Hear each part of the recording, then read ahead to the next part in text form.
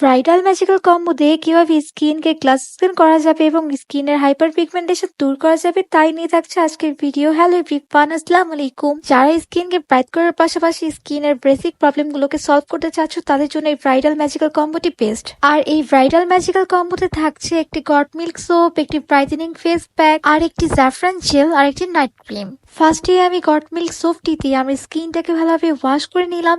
Next স্টেপে হচ্ছে brightening প্যাকটি একটি বাটিতে পনির মতো নিয়ে পানির সাহায্যে ভালোভাবে মিক্স করে নিব। এছাড়াও আপনাদের সুবিধার্থে টক দই বা গোলাপ জলের সাহায্যেও ভালোভাবে মিক্স করে পেস্ট তৈরি করে ফেসে অ্যাপ্লাই করতে পারেন। ফেস প্যাকটি ফেসে ভালোভাবে অ্যাপ্লাই করে 10 থেকে 20 মিনিট রেখে দিব।